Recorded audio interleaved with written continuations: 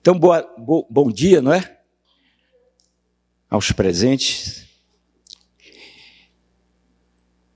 E aos que me assistirão, não sei se bom dia, boa tarde ou boa noite, ou os três. Uma pergunta que eu faço sempre, ao início de cada encontro, é a seguinte: quem esteve nos anteriores?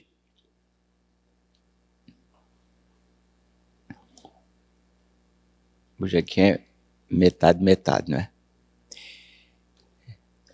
Bem, o meu intuito em dividir, escalonar esses encontros em categorias, era no sentido de gerar interesse pelas matérias particulares, não é? Por exemplo, na dança. Eu esperaria que as pessoas da dança aqui da universidade tivessem mais presentes. Essa é a verdade. Eu não sei por que é que eu falo em relação a isso. Em 1985, eu fui convidado pela professora doutora Marília de Andrade para implantar no Instituto de Artes o Departamento de Artes Corporais, cuja sigla é DACO. Então, eu, juntamente a outros professores e criadores em dança, tanto de São Paulo quanto de Campinas, fomos convidados, não é, para essa boa empreitada. Isso fazem quase 40 anos, não é? E naquela época eram poucos os cursos de dança ainda no Brasil. Então, além de mim, o Klaus Viana foi convidado, a Helena Katz, o JC Viola, a Eveline Borges, designer e criadora de figurinos, e mais alguns outros professores, que agora não me recordo do nome. Eu fui chamado para ministrar o curso de danças regionais brasileiras. Eu tinha vindo para São Paulo em 1983, e quando lá cheguei, eu aqui e acolá dava umas aulas de espetáculos, em torno do que eu chamava Em Busca de uma Linguagem Brasileira de Dança. Eu, durante vários anos, em Recife, frequentei os terreiros, os sítios, os locais onde os grupos populares ensaiavam, faziam os seus treinos. E então fui assimilando, fui praticando aquelas danças e comecei a organizar, a partir disso, justamente essa aula-espetáculo, além de que, naturalmente, ter me beneficiado dessas práticas e estudos e canalizado, não é, esse universo dentro dos espetáculos que eu criava. Pois bem, então eu vim aqui para São Paulo, e vim aqui para a Unicamp, eu vinha para cá numa regularidade de 2 vezes por semana. E permaneci até o ano de 1991. 2 razões me levaram a deixar a universidade. Uma delas era absolutamente de ordem pessoal. Eu queria me afirmar artisticamente melhor, e para que essa afirmação ocorresse, eu teria de me apresentar, viajar, me dedicar mais à minha arte, e isso faria com que as minhas vindas aqui à Unicamp fossem prejudicadas. A segunda questão era de ordem pedagógica.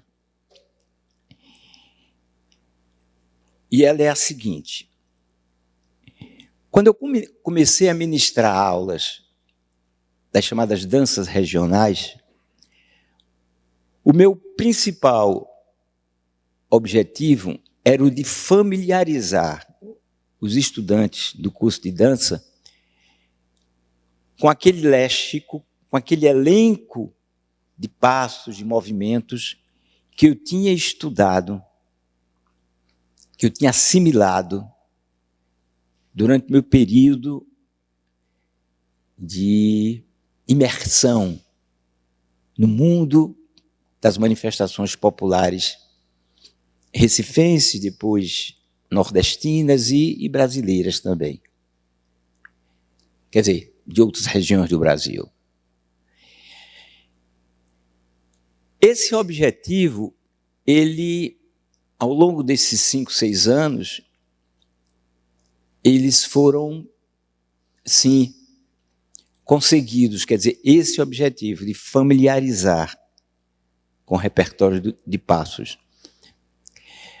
Mas havia um segundo, que era o de, a partir desse léxico, possibilitar a criação coreográfica. A questão era o seguinte: como que a partir de passos de cavalo marinho, passos de frevo, passos de capoeira, movimentos de orixás, como é que eu poderia articular esse material, essas letras, vindos desses diferentes dialetos, dentro de uma sistematização, dentro de uma gramática, dentro de uma articulação, dentro de um processo de articulação. Né? Então, até aquele momento, eu não tinha chegado a encontrar um caminho para resolver essa questão. E isso, então, fazia com que eu me sentisse um pouco apequenado, né, em relação ao meu projeto de dança com a universidade. Aí pensei comigo que era um momento de eu voltar novamente para as ruas, para observar melhor os dançarinos, os brincantes, os mestres populares, e também me dedicar ao estudo um pouco da dança no sentido geral, para ver se eu encontrava um caminho. Ao longo desses 31 anos, eu saí aqui, deixei a universidade em 1991, eu busquei uma resposta para essa minha questão e acho que consegui. É uma resposta para mim. Não sei se para os demais, para as pessoas, para os dançarinos principalmente, essa resposta é suficiente.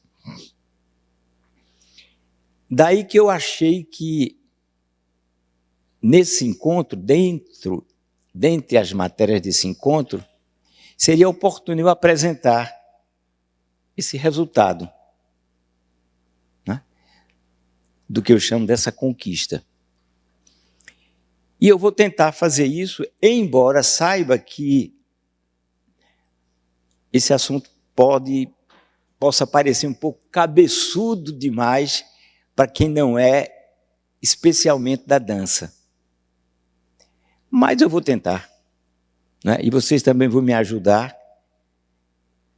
no sentido de me dizer se eu estou conseguindo, não é? Afinal, eu não sei se vocês todos aqui, ou a maioria de vocês, tem interesse especial com a dança. Talvez até tenha, né? Razão pela qual hoje o quórum foi menor, não é? Porque a dança entre as linguagens, entre as expressões artísticas do Brasil, é aquela de menos evidência, de menos presença na cultura brasileira. Observem que a gente não tem um conceito de dança brasileira. A gente tem um conceito de música brasileira, música popular brasileira, se ensina nas universidades, música brasileira, literatura brasileira, poesia brasileira, cinema brasileiro, mas eu nunca escutei, não escuto, nem leio nada sobre um conceito de dança brasileira. O que, no geral, existe é a dança folclórica brasileira ou a dança popular. Assim como na música, assim como na poesia, essa dança brasileira equivaleria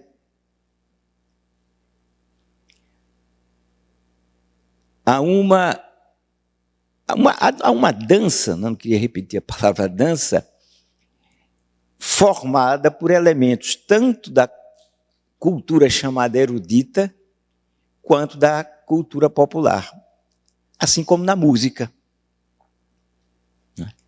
Então, esse trânsito, essa troca, essa fusão não foi realizada. E um pouco também em relação ao teatro, como a gente vai ver.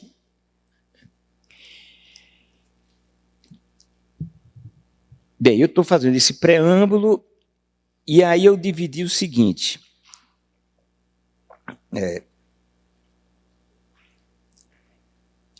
Nós temos 4 encontros. 2 de natureza teórica, aqueles que serão realizados pela manhã, hoje e daqui a 15 dias, e as oficinas que serão à tarde. E, segundo me relata o Guilherme, há 90 pessoas inscritas. Né? Evidentemente, então, eu presumo que as pessoas querem saber mais da prática do que da teoria, né? Caso essas 90 pessoas realmente estejam interessadas. Então, à tarde aqui, eu não poderei, caso venham as 90, colocá-las todas no palco.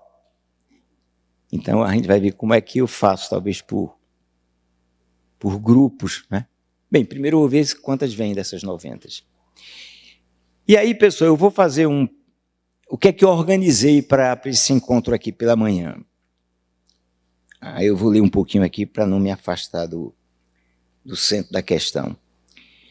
Primeiro, a apresentação de um breve resumo da formação e desenvolvimento das danças e manifestações cênicas, assunto apresentado mais detidamente nos 2 primeiros encontros.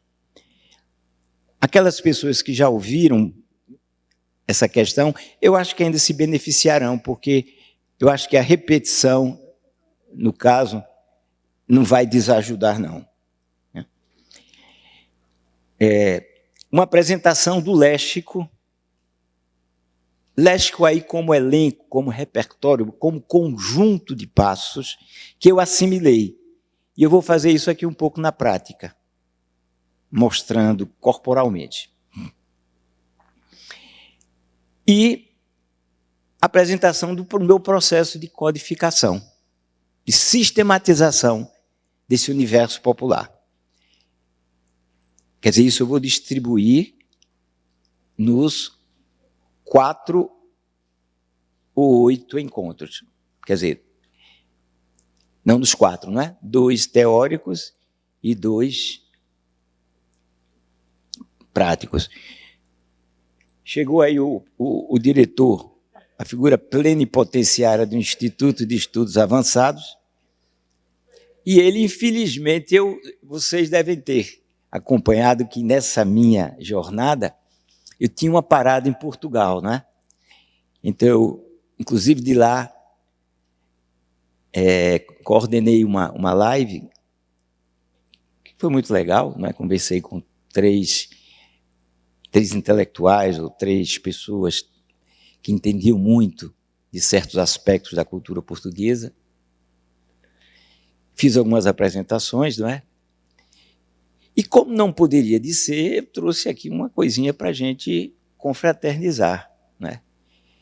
Então eu trouxe uns pastéis de Belém, minha gente. Mas, infelizmente, eu não poderia trazer para essa multidão, mas eu trouxe aqui para a alta cúpula. E o presidente da cúpula não chegou a tempo de eu, a Thaís e o Guilherme nos beneficiarmos de pastelzinho de Belém, com um cafezinho Nespresso, quentinho, né? Mas de maneira que está lá reservado o seu partido, com um presentinho a mais, porque chefe é chefe, né? Pois está certo. Então, vamos lá. Então, vou falar um pouquinho sobre... Desculpe.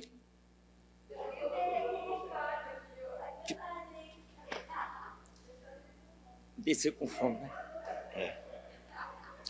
Olha, vou ficar devendo.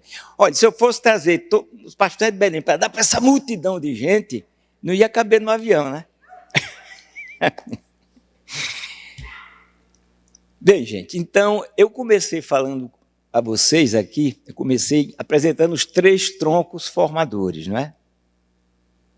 Aquela velha história, aquele velho bordão. O tronco formador africano, o tronco formador indígena e o tronco formador português. O que eu vou apresentar aqui é, em forma resumida, aquilo que está lá atrás e que vocês podem consultar através da gravação que está no YouTube.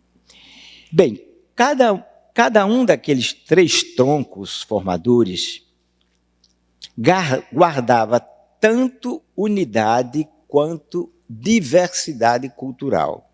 Esse conceito é muito importante no meu arrazoado, né? Na minha argumentação. Ou seja, eu defendo a ideia de que o universo cultural popular guarda dentro de si tanto unidade quanto diversidade. Ou melhor, diversidade dentro de uma grande unidade. Pelo tronco, povos originários, né? Povos originários ou povos indígenas, como chamávamos, ou ainda chamamos, essa unidade e diversidade está presente através dos povos da família Tupi. Mitos, narrativas, costumes, danças em comum fazem parte desse grande conjunto de povos, não é? Como eu vi também, como mostrei a vocês, os povos tupis estavam presentes no período inicial da colonização em quase toda a costa brasileira, em quase todo o litoral. Eu mostrei a vocês como chegaram, né, os 2 caminhos que fizeram, etc. Pelo lado africano, os povos banto da região Congo-Angola representaram 75% do total dos negros escravizados e traficados para o país. Uma soma grande, né? Ou seja, 3/4. Divididos entre quimbundos, congos, angolas, ovimbundos, os povos banto, à semelhança dos tupi-guarani da costa brasileira, tinham em comum uma base linguística, cosmogonias, costumes, hábitos, arte, com similaridades. com semelhanças, né? O que fazia com que, dentro da minha visão, houvesse diversidade dentro de uma unidade. No tronco formador português, é por meio do universo cultural das camadas sociais pobres e desassistidas que o fator unidade e diversidade se revela. Ou seja, Portugal, a época do achamento do Brasil, era uma sociedade estratificada entre os da aristocracia, os da cleresia da igreja e o da nascente burguesia mercantil e a classe, né, do povo, sobretudo agrária. E é desse contingente populacional, são migrantes desse contingente populacional que irão se unir a africanos e a indígenas e criar esse mundo cultural popular. Claro nisso.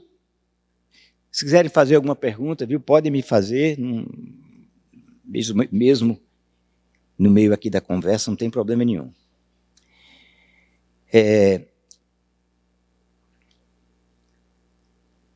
Eu expliquei também, apresentei a vocês, aquilo que eu chamo de mitos fundadores. A que correspondem esses mitos fundadores? São procedimentos, costumes, eventos, práticas que proporcionaram com que os estoques culturais de cada um desses grupos de pessoas que se encontraram no Brasil se fundissem, se misturassem. O que é que eu chamo de estoques de cultura? No caso aí, estoques de cultura simbólica, correspondia a cantos, danças, narrativas, ritos, mitos, tudo aquilo que estava impregnado na memória, tanto intelectual quanto corporal, dessas pessoas que se encontraram aqui no chamado Novo Mundo. Então, africanos, banto, índios tupi, não é? Mas não só, eu digo, havia a primazia deles, mas não quer dizer que, por exemplo, os tapuias, que era o nome dado pelos tupis aos índios que não fossem da família tupi. Tapuia, me parece que quer dizer estrangeiro. Né? Pesquisem isso para ver se eu estou correto. Entendeu? E,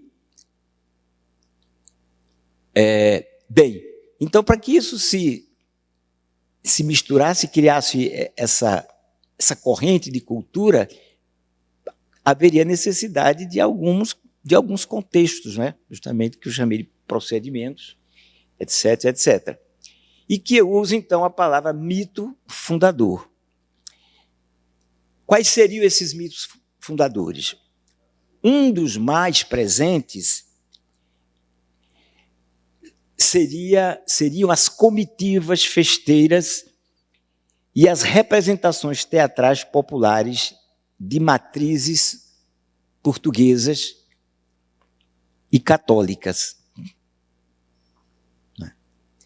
Essas comitivas festeiras, conhecidas pelos nomes de janeiras, reis, reiseiros, tiradores de reis, e as representações populares denominadas reisadas, pastoris, altos pastoris, presépios, pastoradas, todas de ascendência portuguesa e vinculada ao ciclo das festividades rememorativas do nascimento de Cristo e da visita dos Reis Magos à Manjedoura, 24 de dezembro e 6 de janeiro, respectivamente, trasladadas para o Brasil, principalmente pelos integrantes das classes populares, lavradores, marceneiros, aventureiros, pescadores, órfãos, degredados, né? Deram surgimento ao Brasil a um amplo leque de manifestações, repito, que agrupei sob o nome de Família Reisado.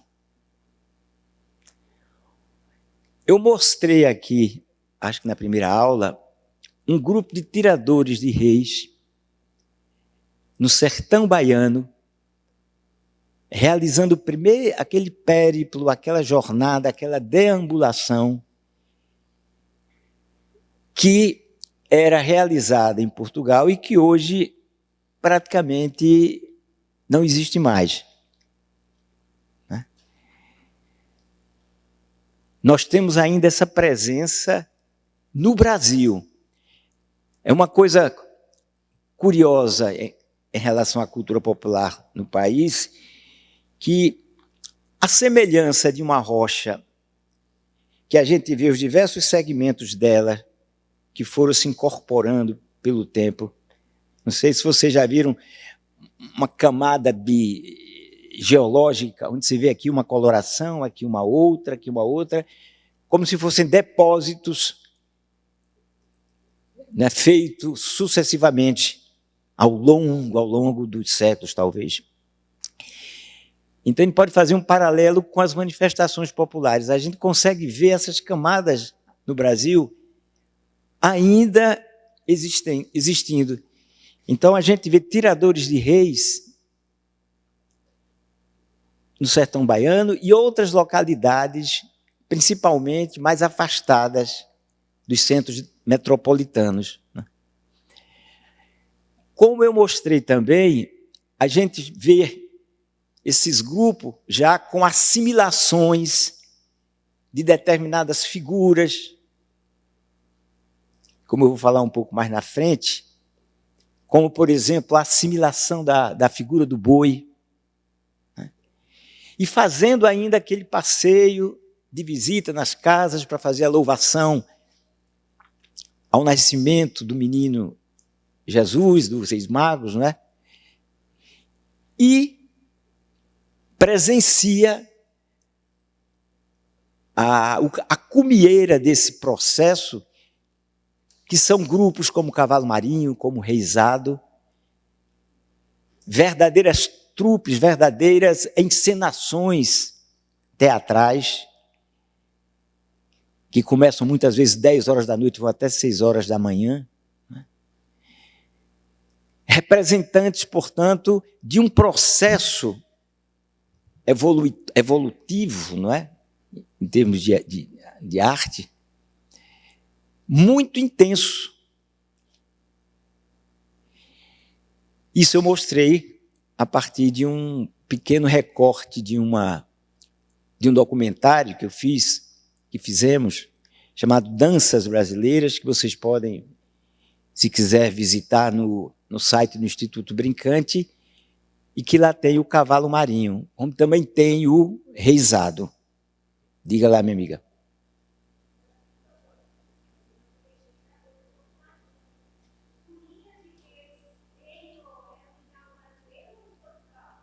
Pronto, eu vou chegar agorinha.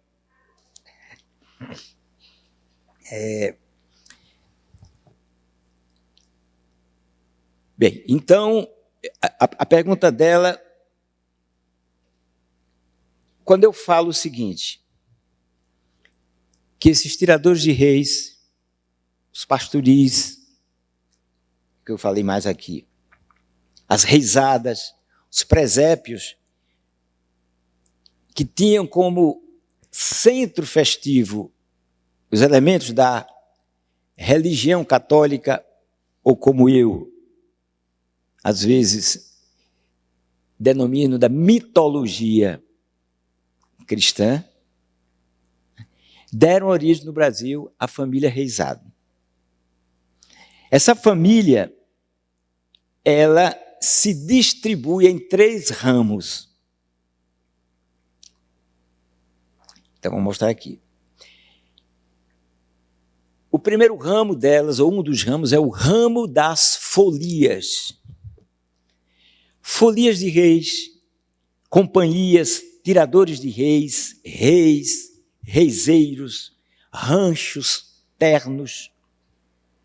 São alguns dos nomes dos grupos ou comitivas festivas e devocionais de ascendência portuguesa. Repito que entre os dias 24 de dezembro e 6 de janeiro, período muitas vezes chamado de os 12 dias, circulam, cumprem o giro por ruas, vilas, casas, sítios, tirando cantos, em louvor ao nascimento de Cristo, dos reis magos, dos moradores, dos santos do presépio, quando ele se encontra armado, e fazem peditórios por alimentos e doações pecuniárias. Isso é um costume que existe no Brasil, né? E que hoje em dia, além desse costume, se criou as festas, os festivais de folias de reis. Acho que tem outros nomes também, que são encontros de várias dessas folias que durante um dia vão desfilar, tirar os seus cantos, tirar suas danças, etc. Então isso tem em Goiás, isso tem em Mato Grosso, isso tem em São Paulo, isso tem em Minas, nos interiores. E aí você, quem se propuser a assistir um desses festivais, ou, por exemplo, dá uma googlada e bota Folia de Reis, vão encontrar um manancial, assim, é de uma exuberância a toda a prova. Né? Exuberância que está desde na formação instrumental dessas folias. Um dia desse, eu localizei uma folia de reis só com caixas tarol. Né? Mas eles fazendo isso, era o quê? Eram uns 30 tocadores de caixa, tirando ritmos diferentes, né? Aquilo muito bem ensaiado, mas era uma belezura, né? de criação, de inventividade, de criatividade. Uma outra riqueza consiste na figura dos palhaços, os chamados marungos ou bastiões. Né? Ultimamente, eles, inclusive, vestem, se utilizam de máscaras imensas, que a gente não sabe o que diabo é aquilo, né? Ou que diabo eles querem representar, mas são de uma inventividade também imensa. Fitas, chapéus também com adornos, desenhos grotescos. Né? E a animação que essas figuras trazem, tanto por meio da dança, quanto por meio da palavra. Alguns deles são exímios, grandes dançarinos, né? Dançarinos acrobatas, ou acróbatas, né? E alguns deles são poetas improvisadores.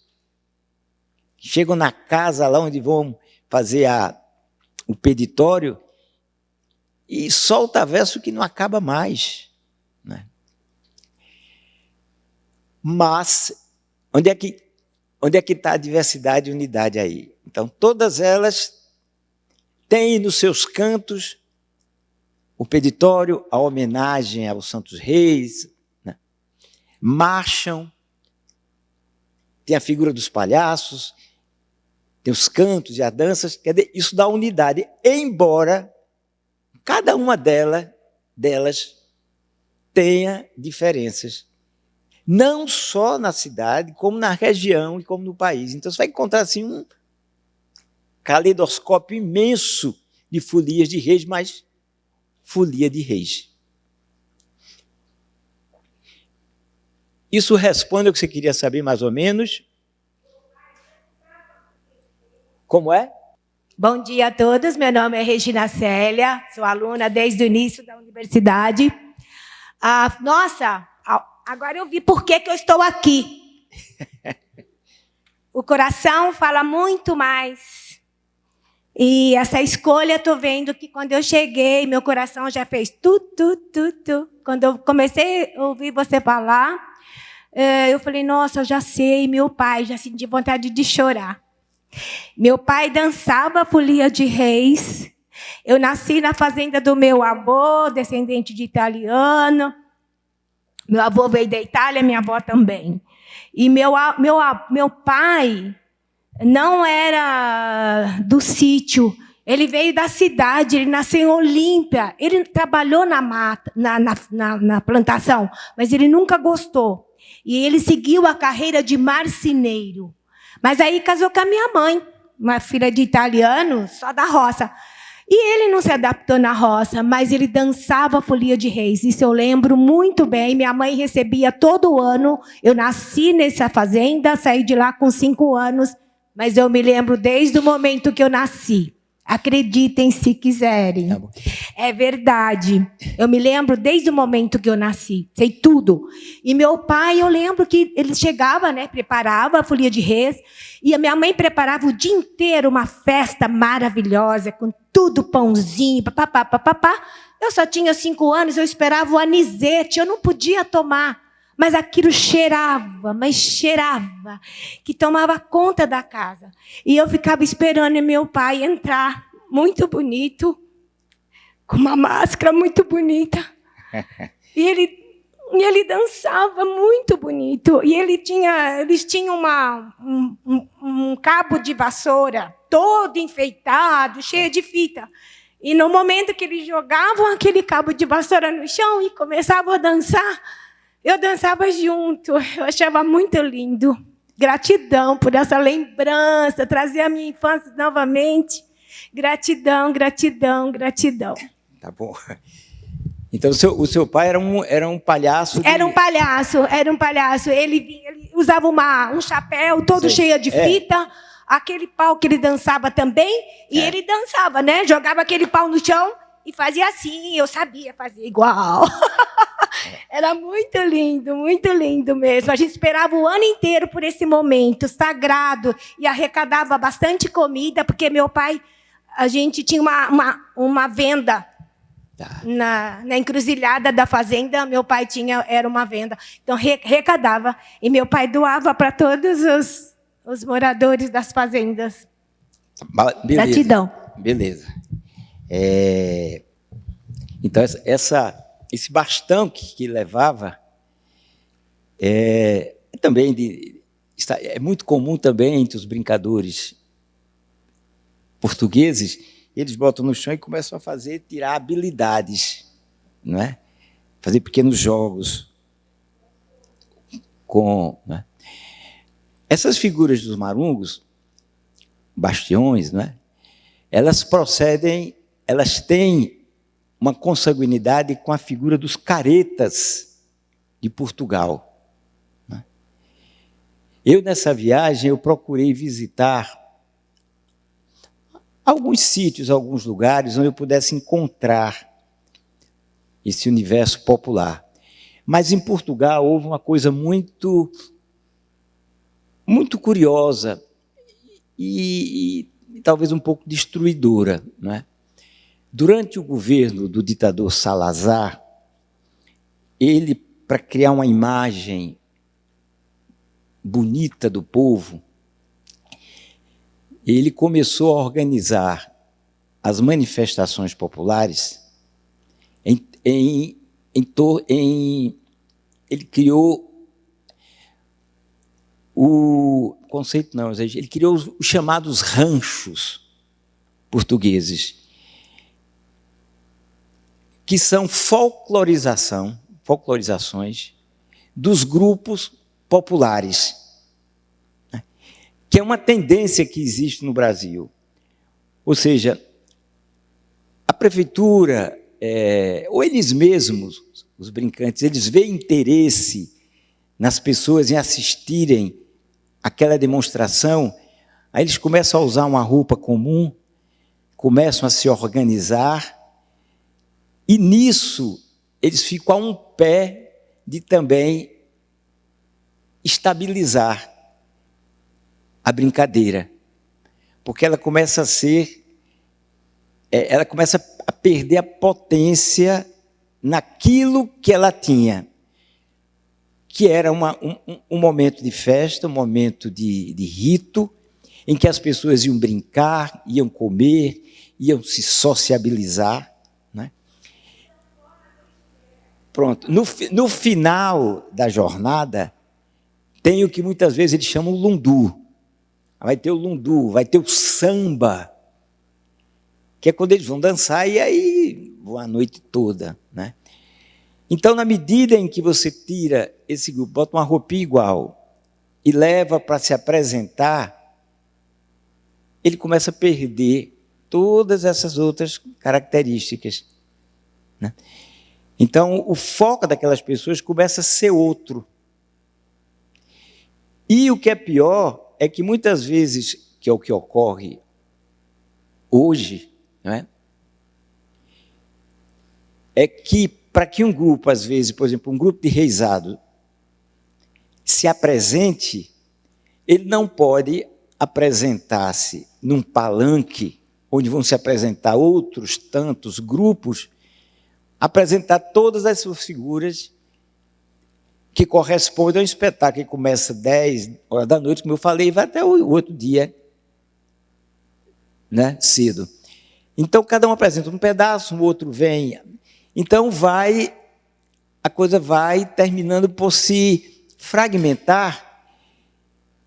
E como eu, por exemplo, quando em Recife comecei a me interessar por esse universo, eu encontrei, quer dizer, na ocasião em que isso aconteceu comigo, só existia em Recife o único Bumba Meu Boi, que era o boi misterioso do capitão Antônio Pereira. O capitão aí não era de fundo militar, não, viu? Porque ele era o capitão da figura, era o diretor, era o mandante. Mas ele, então, por conta do contrato dele com a prefeitura ou com a Secretaria de Cultura, não me recordo, ele, aos sábados, ele ia na Casa da Cultura e fazia uma apresentação de quê? 40, 50 minutos. E aí ele colocava aquelas figuras que traziam, talvez, o interesse maior do público, né? O boi, o cavalo, Dona Joana, o morto carregando o vivo.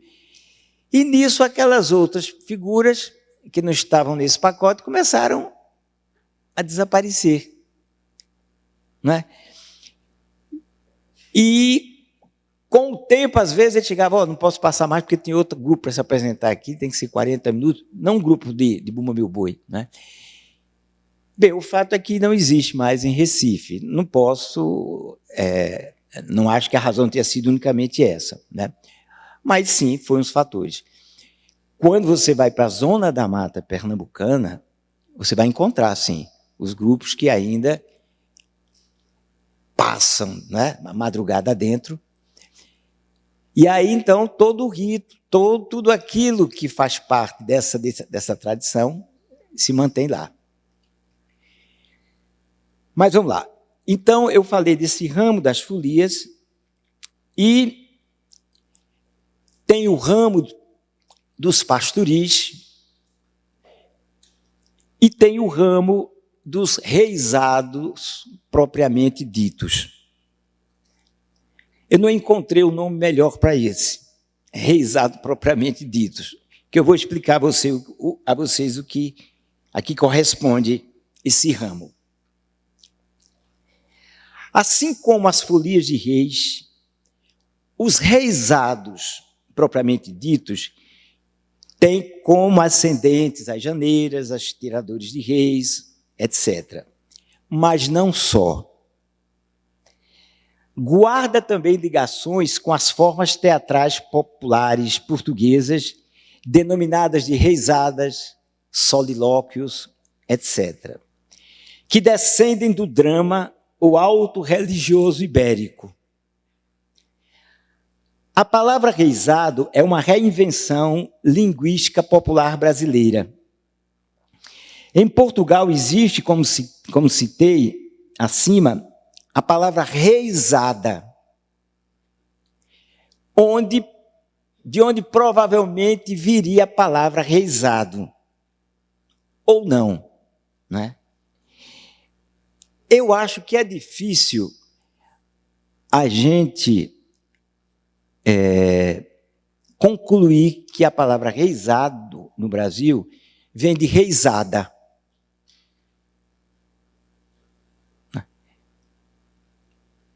É difícil a gente chegar a qualquer documentação, porque não existe, né? É um tema tão bobo, né? Mas por que se chama reisada? Mas quem estuda, quem começa a se dedicar, fica um pouco impregnado dessa tentativa de saber a razão de tudo isso, né? Mário de Andrade achava que há uma espécie de tendência no povo brasileiro de masculinizar as palavras. Eu não sei, eu tenho para mim que a palavra reisado vem de reis. Pois vamos tirar o reis, que é a forma dos tiradores, vamos tirar o rei. Vai sair o reis, vamos visitar o reis. Eu acho que daí rei, nesse sentido, vamos tirar o reisado. Eu acho que já o fato de usar a palavra reis é que induziu a palavra reisado. Mas aqui também fica no nível da especulação, né? Eu não vou me demorar mais nisso não, porque tem tanta coisa mais importante para a gente falar, que não vou entrar nesse, né? Bem, ocorreu que na região nordestina, nos primórdios, essas comitivas de tiradores de reis foram ao longo dos anos, dos séculos, importando para dentro da comitiva tipos e figuras provenientes de fontes diversas, como cancioneiro, romanceiro, narrativa, mitos, personagens, tipos populares. Isso fará com que o termo reisado... Deixa eu voltar um pouquinho para trás. Então, esses cortejos que iam, né, e que tinham na festa, no momento final, o seu momento importante, começaram, por exemplo, no sertão baiano, ainda existe o reisado do Valente Vilela, né? Que foi o reisado João do Vale, que foi um bandoleiro que fez um estrago danado no Nordeste, né? Um desses tipo Lampião. Então, essas figuras faziam parte do universo mítico, do imaginário, era trazida para o universo da representação, da dramatização. E aquele reisado começava a ser chamado de reisado João do Vale. Uma figura, por exemplo, que foi trazida para dentro desse reisado foi a figura do cavalo marinho, que também é uma incógnita. Que diabo era isso, cavalo marinho? De onde vem isso? Né? Daqui a pouco eu falo de umas hipóteses. O reisado do Pinica-Pau. Eles faziam uma dança que lembrava o Pinica-Pau. E aquele reisado começava a ganhar aquele nome. Com o tempo, os reisados começaram a tomar de uns e de outros essas figuras. Então, aquele reisado que trouxe um dia a figura de João do Vale e que tinha o Pinica-Pau, colocava também a figura aqui de João do Vale. E assim cada um ia tomando de empréstimo uma figura e outra e trazendo outras. Então, quando você vê um Bumba Meu Boi, ou um cavalo marinho, ou um reisado, com 50, 60 figuras, isso foi um processo de longa data. Foram os séculos que foram construindo. Porque imaginem vocês, um grupo durante a noite trazer Jaraguá, Babau, Cavalo Marinho, Valentão, João do Vale, Malassombro, o Engenho, o Doutor, várias e várias figuras, né? E aí a gente vai chegar um pouquinho ao miolo do que eu queria fazer, do que é mais importante hoje aqui, que é eu mostrar a dança desse universo, né? Porque estou falando demais, né? Porque esse assunto puxa muito, né? A gente bota um roteiro, um diabo de um roteiro aqui, mas vai pegando aqui uma estradazinha. Diga. O boi foi incorporado. Eu vou deixar a questão do boi, porque a questão do boi requer uma explanação mais demorosa para quando eu for pegar o teatro. Viu? Mas o boi é uma figura semelhante a essas outras que eu falei. João do Vale, o Pinica-Pau. Né? A presença dela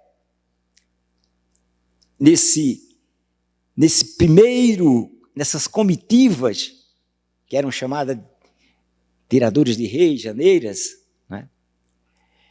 Vem de uma história, só dando como é que eu diria, um gostinho. Vem de uma história muito antiga que foi incorporada, né, por alguma pessoa. É impossível de saber quem trouxe essa história do boi. E que pela riqueza dessa história, o entremeio, a gente chama de entremeio. O que é entremeio? Entremeio é a pecinha, essa parte. Por exemplo, tem 50 figuras, cada uma tem o seu entremeio.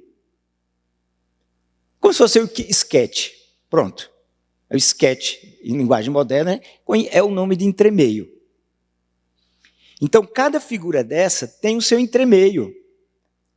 O do João do Vale, qual é? João do Vale é preso, está na delegacia, e a mãe dele chega para pedir que o delegado solte João do Vale. E isso é feito com cantigas e danças, em versos. E aí onde é que entra a questão que nos é importante, né? É a de como o povo trabalha intuitiva e inconscientemente a questão dramática. Ou seja, a presença da música, da atuação corporal é comum, é básica nesses espetáculos populares. Né? Diferentemente do teatro burguês, vamos chamar, não é? Onde as pessoas não interpretam dentro de um jogo teatral dançado. É um teatro realista, de viés realista. Né? São duas formas. Né? Quando vocês assistem, por exemplo, para fazer um paralelo, um teatro como o Kathakali hindu, ou No, ou o Kabuki, ou a Ópera de Pequim, ou o Teatro de Bali, vocês vão encontrar um teatro codificado, dançado. Os músicos estão presentes, né? E cada figura entra com a sua codificação gestual. Isso o teatro ocidental perdeu ou deixou de usar. Né? E nesse sentido é que o Brasil vive um conflito, não é? Onde existe um teatro oficial de características realistas, existe um teatro popular de características de transfiguração do real. Não é um teatro, ele transfigura através de seus personagens. Então, vamos ver o seguinte. Num cavalo marinho. Sim, por que é que o nome ficou como cavalo marinho?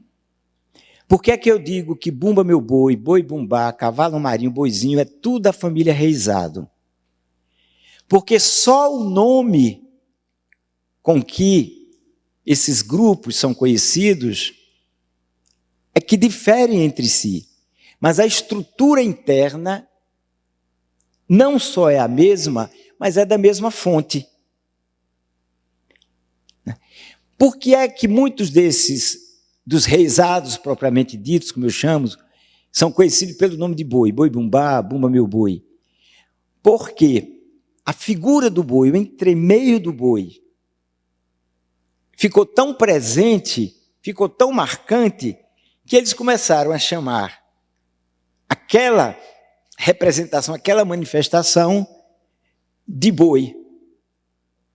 Bumba meu boi, dizem os pesquisadores, que nasceu do fato de bumba, bater meu boi, dança meu boi, né? Dança boi. E daí, então, esse termo começou a viajar, começou a andar entre os brincantes e mestres e ficou. Não em todos, porque tem boi bumbá lá, chamam, não é? Boi de Parintins, boi de Reis, né? É ligado a vários nomes, né? Eu ando pensando em fazer uma espécie de uma cartografia brasileira. Vai ser uma coisa muito, não só dispendiosa, como a longo prazo, né? Por exemplo, se mapear o Brasil com todas essas manifestações. Você, por exemplo, pega o estado de Pernambuco. Você vai correr o estado de Pernambuco e vai ver como é que é chamado as brincadeiras que tem de boi. Hoje, de certa forma, está um pouco fácil, porque o que existe de gravação no YouTube sobre essas manifestações é um depositório riquíssimo. Eu tenho, à medida que eu estudo, quando eu localizo um, eu puxo e boto dentro de uma pasta. É imensa essa pasta, né? Então, ela já é um prenúncio de uma cartografia. Então, você quer ver folia de reis? Eu tenho umas 50 folias de reis já guardadas, o endereço, onde a pessoa pode ir. O que é que faltaria? Dizer, não, isso aqui não dá para eu toda vez, Goiânia, tudo, anotar, mas boi, né? Maracatu, né? E a gente, então, teria uma surpresa do que é esse Brasil popular que praticamente é oculto, praticamente ignorado, mas é de muita pujança, né? Mas não é o Brasil dentro do qual nós estamos. Bem, mas vamos então agora, feitam todas essas considerações, eu vou apresentar aqui para vocês, primeiramente, um vídeo com algumas manifestações, né, que eu estudei, que eu pratiquei, que estão presentes. É um recorte de várias delas que estão presentes naquela série Danças Brasileiras. E depois eu vou mostrar como eu aprendi alguns desses passos, como fixei, não é? É claro que eu não faço mais esses passos como fiz há 30, 40 anos atrás, né? Embora eu esteja só com 37, eu não estou conseguindo. Mas, enfim, eu acho que dá para ter uma ideia de como eu os fui assimilando, né? Deixa eu fazer. Antes de fazer isso, tem outra perguntinha ali, que é uma questão que eu também busco muito, que é de onde vem essa palavra cavalo marinho. Pode ser da figura do cavalo marinho, do animal, né? Que quando está na água tem um movimento que pode lembrar a dança do cavalo marinho. O cavalo marinho tem sempre na direção a figura do diretor. E será que era o cavalo do seu marinho? Hoje algumas pessoas dizem isso, mas essa hipótese é absolutamente absurda, né? Cavalo marinho, cavalo do seu marinho, quer dizer, uma coisa que está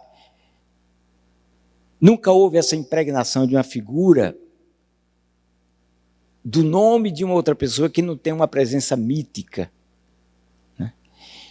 E já Silvio Romero, no final do século XIX, já fala do rezado cavalo marinho. Para mim, uma pista é o seguinte: as corporações religiosas, durante todo o Brasil colonial, principalmente na época de Corpus Christi, eram situações onde haviam encenações da morte do Cristo, né, ligados justamente ao período da Semana Santa.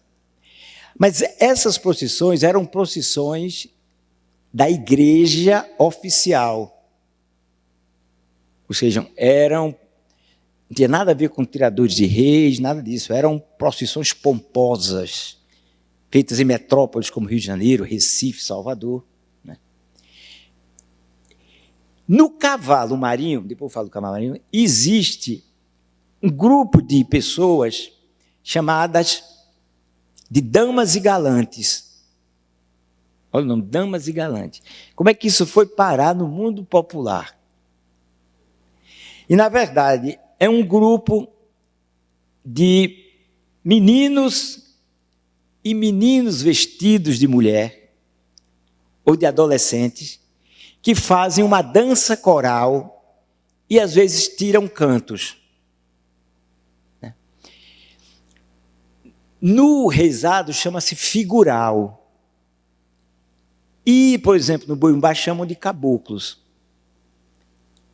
Olha aí o nome, olha a diversidade dentro da unidade. Mas se você observar direitinho, correspondem o figural, os caboclos e as damas e galantes a grupos, conjunto de pessoas que dançam, né?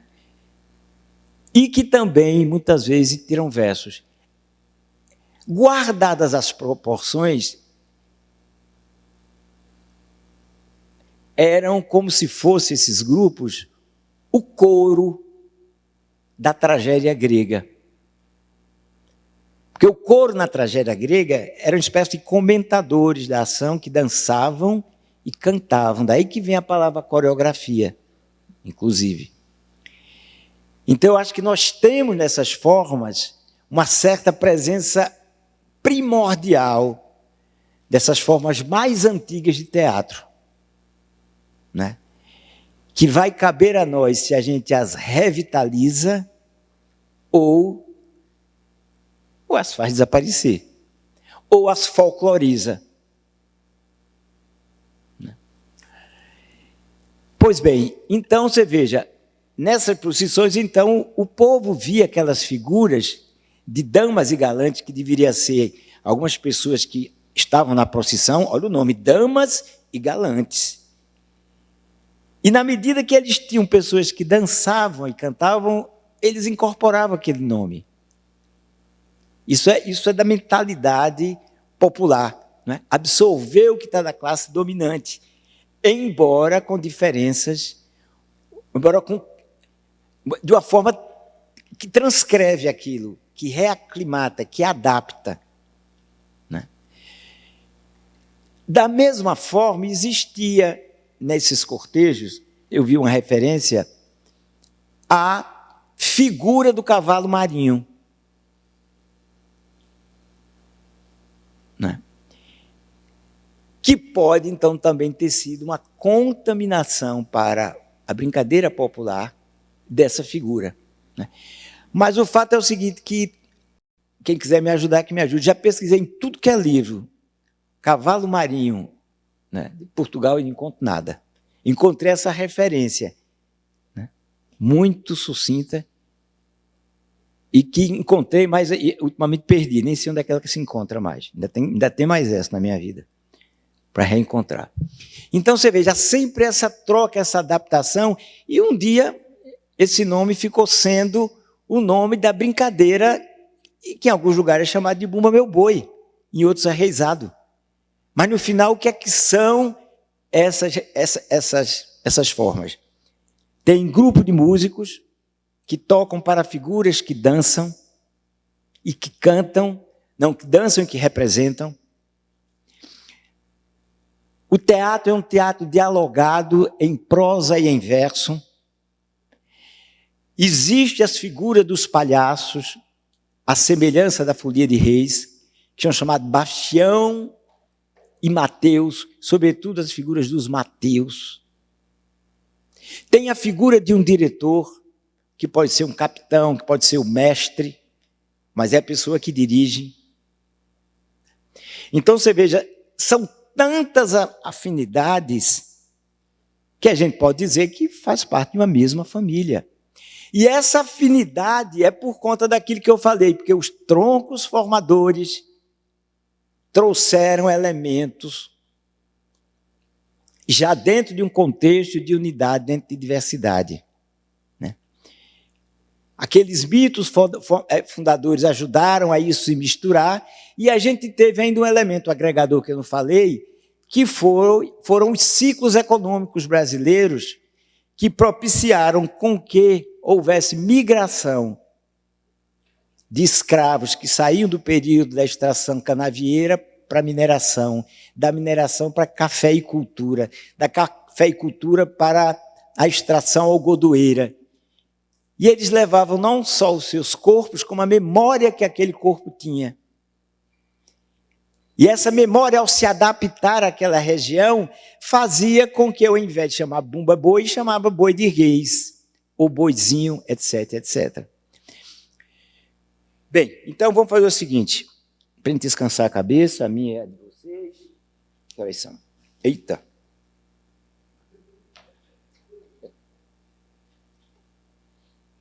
Então solta aquele filme, meu amigo!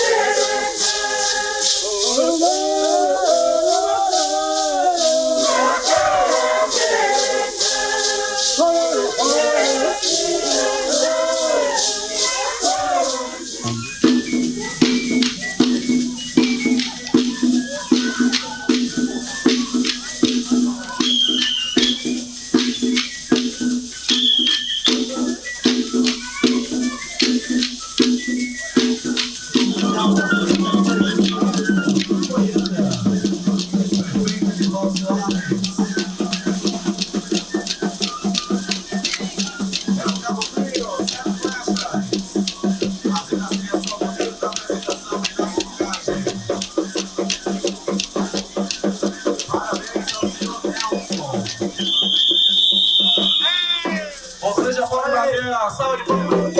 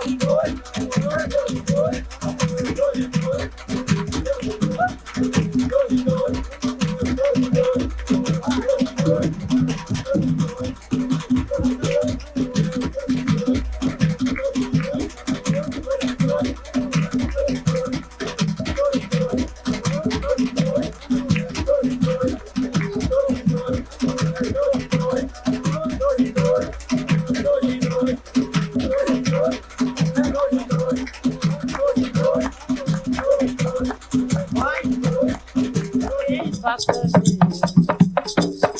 Ai, meu Deus, já chorei demais. Chega de tanta tristeza, chega de tanta lembrança, chega de tanta tristeza, chega de tanta lembrança. Você não é mais mocinho e eu já não sou mais criança. Foi num barquinho de ouro que saímos a navegar pelo tombo das águas, pelas ondas do mar. A cidade de São Luís, aonde devo parar, o desenho do céu, aí eu cheguei.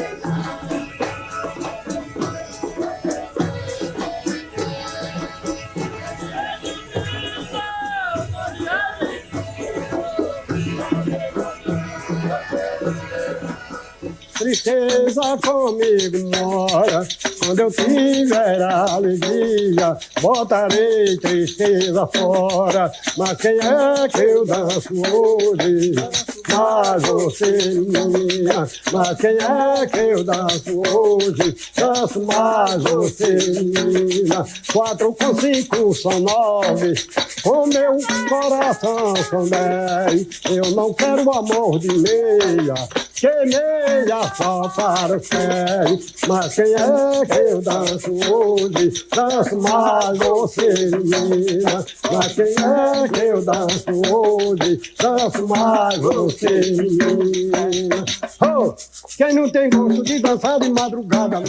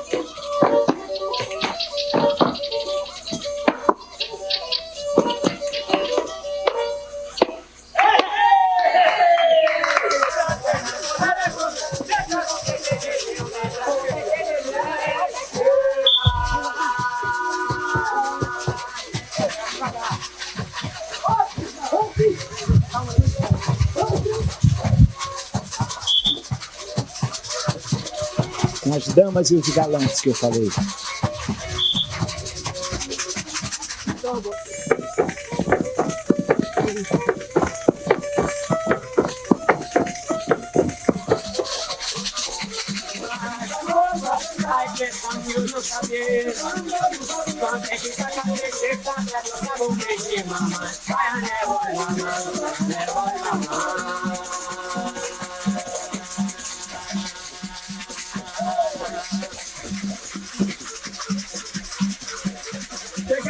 Deixa gemer, saudade de você.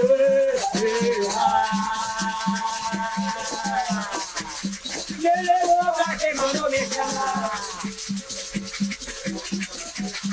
Pronto, acabou.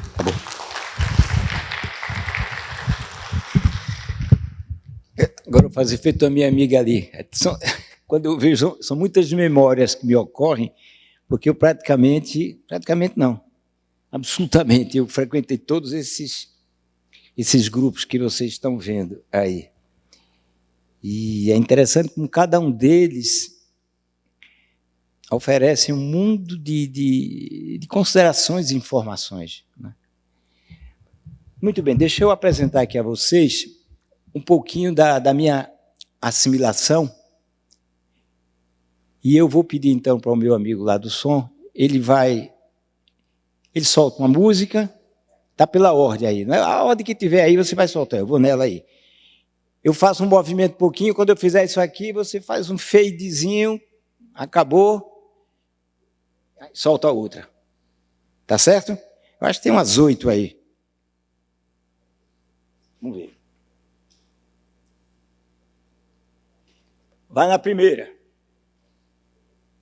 Agora é a vez da nação de Maracatu, Porto Rico. Sua fundação, 7 de setembro de Começou com essa, foi? 1916. É tricampeão do Carnaval do Pernambuco. Isso é o Maracatu Rural, Maracatu Nação. 1989 e 1990. É uma gravação feita na rua durante um desfile, competição.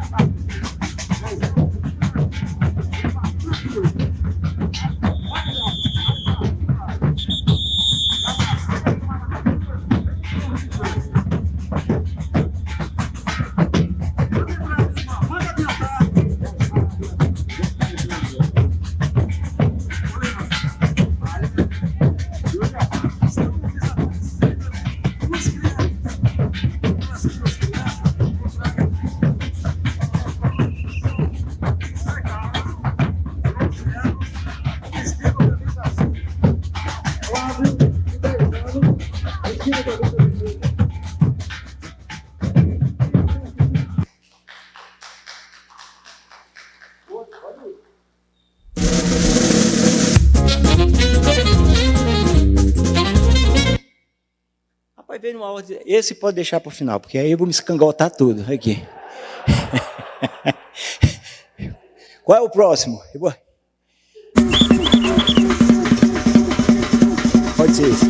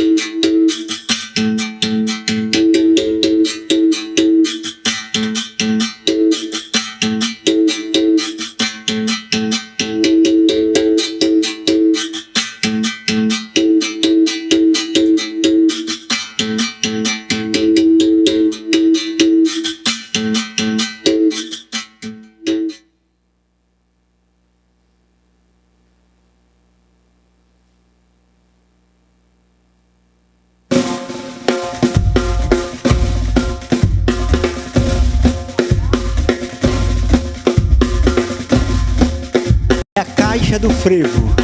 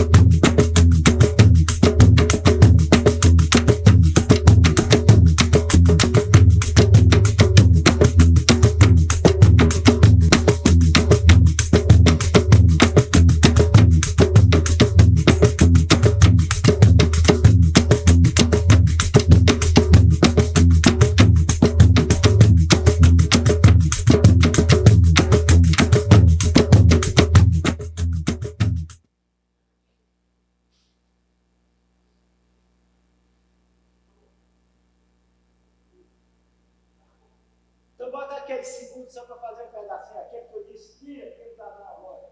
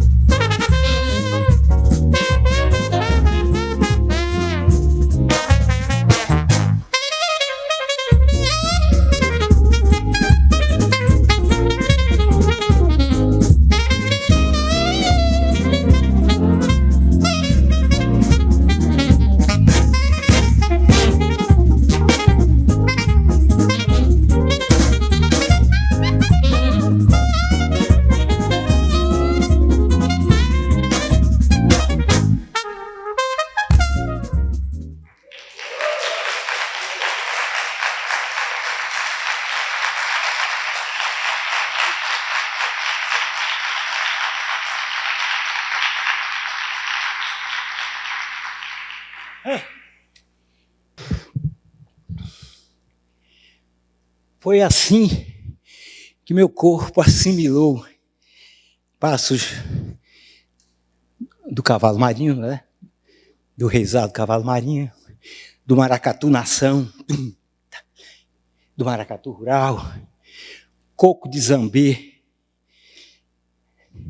que corresponde àquela dança daqueles homens na areia, fazendo movimentos assim uns para os outros.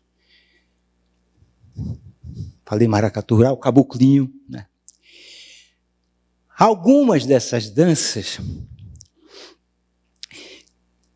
já nas suas codificações deram nome aos movimentos.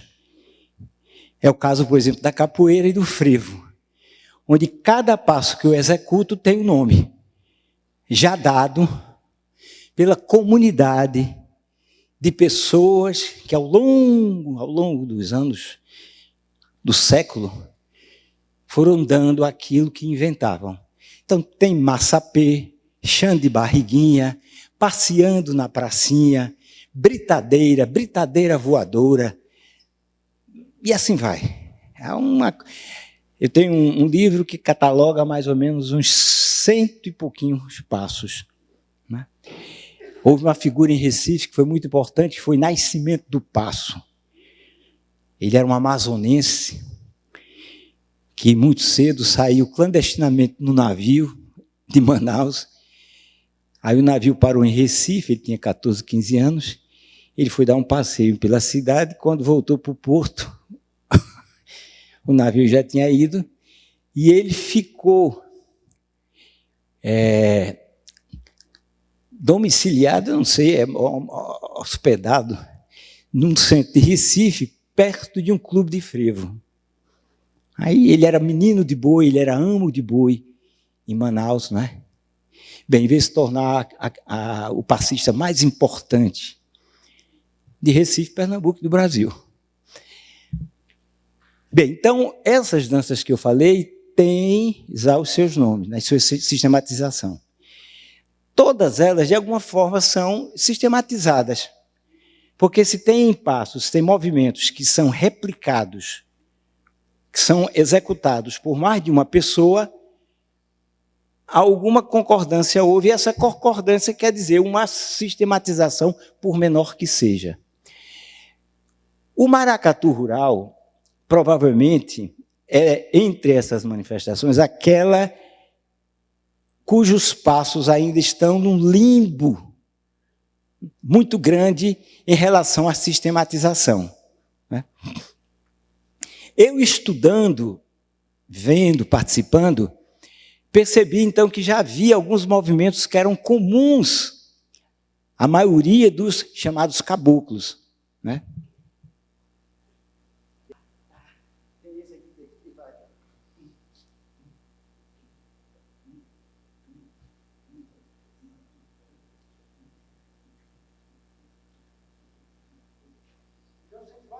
Chega a 5, 6, 7, 8, 10 movimentos básicos, e depois eles começam a fazer as suas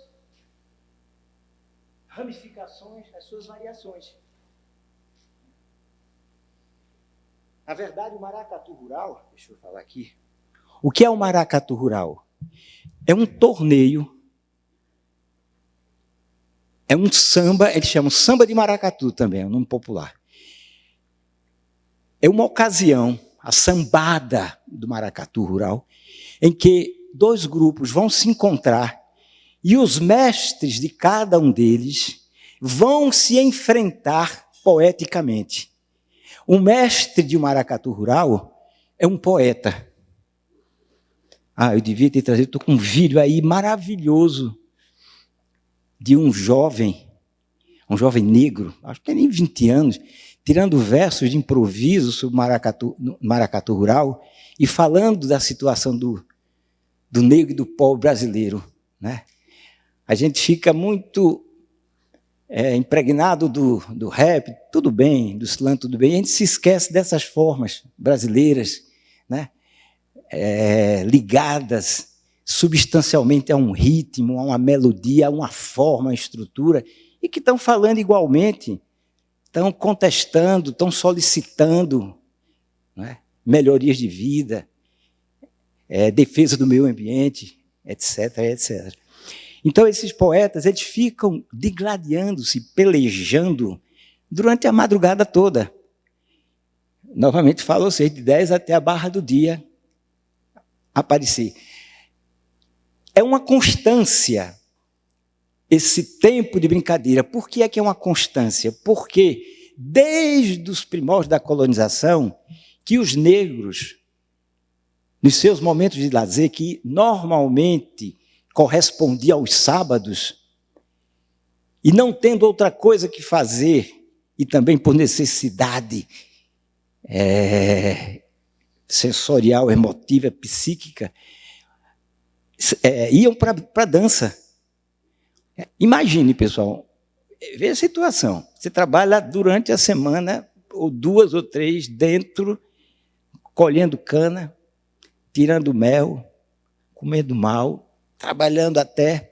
Chega no fim de semana, olha, não tinha televisão, celular, não tinha livro para ler, não tinha cama boa para dormir, não tinha nada. O que é que você vai fazer? Beber, dançar e cantar. Não tem outra coisa. Né? E foi assim que foi se gestando isso que a gente vê aqui. Foi nesses sábados à noite, 5, 6 horas, batendo aquele tambor, que o povo foi se organizando. Às vezes a gente começa a dizer que o povo é desorganizado, isso é uma mentira deslavada. O mundo simbólico popular é muito organizado. Quem vai assistir um cavalo marinho, ou um maracatu rural desse que eu estou falando, tem todo um rito. A chegada, por exemplo. Os caboclos chegam, cada grupo, ou num ônibus fretado ou num caminhão. Eles descem, os caboclos, 500 metros do lugar onde vai ocorrer a peleja, e eles vão chegar, não é chegar assim, cada um chegando, não. Eles armam um grupo e vão chegar dançando, com coreografia já armada. Homens dançando, portando um bastão. Às vezes esse bastão é colocado no chão e serve também de elemento coreográfico. Então vão andando isso, cada um. Primeiro vai um grupo, chegou. Depois vai outro grupo. Aí chega no local onde vai haver a sambada, os mestres vão ocupando um palanque, né? E cada mestre, normalmente tem um contramestre, cada um, para quando o mestre cansar. Aí ele começa a tirar um verso. Enquanto vem a resposta do outro, a orquestra toca. Caixa, caixa tarol, ganzá, cuíca e instrumento de metais. E então, aqueles caboclos que chegaram, que são homens da cana, são os que passam a semana tudo plantando cana. E então, numa grande clareira assim, desse encontro de ruas, ou dessa praça, eles começam a dançar entre si, os dois grupos, cada um com bastão. E aí pronto, aí era essa dança, normalmente era só de homem. Porque eu digo que era, porque nesses últimos 20 anos, a mulher começou a entrar. Inclusive, tem mulher que é mestra. Mestrar, quer dizer, é a pessoa que é o dono e que tira os versos. Né? E eu e minha família, a gente tem até um pedacinho de culpa, se é que é culpa nessa história, porque quando nós frequentávamos essas sambadas, eu nunca ia só. Eu ia com Rosane, né? E por não ter mulher dançando, Rosane ficava num cantinho aqui e ficava ali querendo aprender aquele passinho, mas com a reserva necessária face à situação, né? Aí eu chegava para ela, junto a ela, instigava para ela, assim, porque muitas vezes eles dançam um para o outro, assim, fazendo movimentos em relação ao outro, como se fosse agredir, como se fosse tocar, né? Aí eu trazia, aí Rosane, sem querer, entrava de levezinho ali na roda, né? Ficava nas beiradas, né? Depois eu levava minha filha, depois minha filha levou os primos. De repente, você vai para um samba de maracatu, hoje você vê mulher dançando lá no meio. Não sei se eu tive culpa em cartório muito grande, viu? Mas que quando Rosane e essa mulherada que eu levava dançava, não tinha nada, né? Então, o que é muito bom, eu acho, penso eu, né? Porque é fruto de um condicionamento cultural, social, a não presença da mulher na dança, né? que a mulher trabalha também. É verdade também que esses caboclos são, sobretudo, egressos do trabalho na cana, mas também a mulher trabalha na cana, né? Pois bem, aí eles dançam, 50 segundos, 1 minuto da música, tu para, aí o outro responde. E assim vai. Chega um momento, às vezes, que a cachaça é um ingrediente pesado aí, a garapa, como se dizia, né? Então, aquele bastão pode se tornar uma arma agressiva, agressora. Aí, então, tem um deles lá que vai recolhendo o bastão. É um rito. É um rito mesmo. Vê aqueles bastões assim, entendeu? Aí coloca lá. O que é que houve? Você vê como as coisas acontecem. Eles notavam que aquilo trazia um pouco um incentivo à briga. Então, vamos tirar isso aqui, e vai recolhendo. Então, isso se institucionaliza, né? E pensando cá, isso até é um elemento de arte, né? É um elemento simbólico muito bonito, né?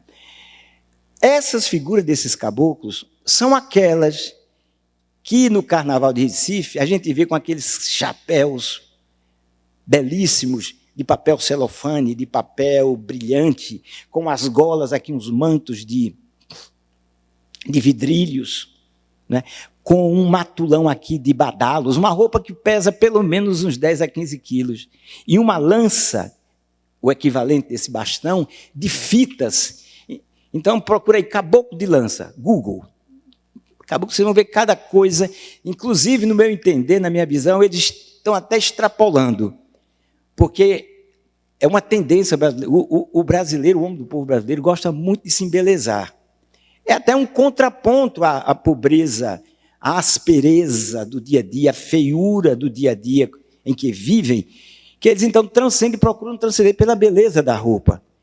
Então, mas acontece o seguinte, que dão o que não pode, fazem o que não, talvez não deveriam, né? Gastam muito, e fica muito pesado, de maneira que a dança fica praticamente isso aqui. Então, essa dança que eu fiz aqui, você não percebe mais numa rua, no desfile de maracatu rural. Não estou diminuindo o grupo, mas estou dizendo que quem quer ver riqueza corporal tem que ir para uma sambada dessas, a partir do mês de setembro, mais ou menos, que é quando eles começam a se reunir, em cidades do interior da Zona da Mata Pernambucana. É um brinquedo presente apenas nessa área, na Zona da Mata de Pernambuco. Nem na Paraíba, nem na Zona da Mata Paraibana, que é ali vizinha, ele conseguiu chegar, né? Pois bem, então os passos não têm nome, né? Como alguns dos passos também do cavalo marinho não têm nome. Então, você que quer fazer um trabalho a partir, você tem que nomear. Você vai nomear? Você vai buscar um do povo aqui no meio? Como é que se resolve essa questão? É uma questão, né? Bem, pessoal, olha, nós já estamos aqui com 11h50. Eu mostrei para vocês os passos aqui. E era isso que eu, na Universidade de Campinas, aqui, foi isso que eu fiz durante vários anos. Eu familiarizava os alunos com passos como esses, mas numa quantidade maior, naturalmente, que eu pegava cada manifestação e ia mostrando os passos, e tem um aprendizado. Bem, eu trabalho na ideia de constituir uma língua-mãe de dança a partir da soma desses passos. Porque eles têm uma consanguinidade muito grande. Uma consanguinidade, sobretudo, dada pela presença da síncopa, que eu não vou falar aqui porque isso é um assunto que requer um pouco mais de tempo, não é? Já estamos em cima da hora. Então, isso dá uma unidade muito grande a eles, a essas danças, né? Então, naquela ocasião, eu ainda não tinha sacado um meio de como eu fazer conversar um passo com a outra. Como eu juntar um passo de, por exemplo, uma ginga da capoeira para um passo como o do maracatu rural. Como é que eu podia fazer essa ligação sem ser simplesmente passar de um passo para outro? Não, aqui eu estou fazendo uma ginga de capoeira, aqui eu passo para outro. Quer dizer, ninguém fala numa língua assim. A língua tem um trânsito, como na própria dança clássica, como na própria do Catacal e no Flamengo. Todas elas são línguas que têm fatores que fazem com que esse trânsito seja possível e realizável, né? Então, isso vai ficar como a minha tarefa principal do próximo encontro.